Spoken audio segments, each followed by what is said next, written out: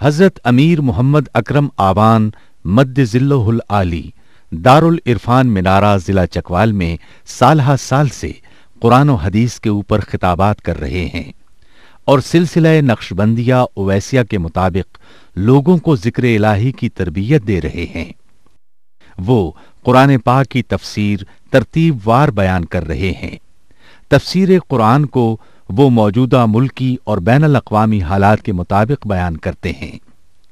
Motor وے سے colour کہار کے interchange سے نکلتے ہوئے کلر کہار کی جھیل سے ہوتے ہوئے میانی، بوچھال اور نور پور سے گزرتے ہوئے دارالعرفان منارہ پہنچ سکتے ہیں۔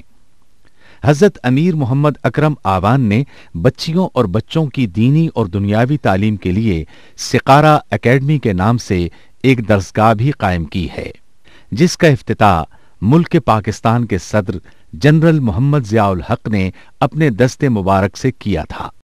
وہ تمام احباب جو اسلام کی طلب رکھتے ہیں ان سے گزارش ہے کہ دارالعرفان منارہ ضلع چکوال میں امیر محمد اکرم آوان صاحب کے خطابات سے مستفید ہوں۔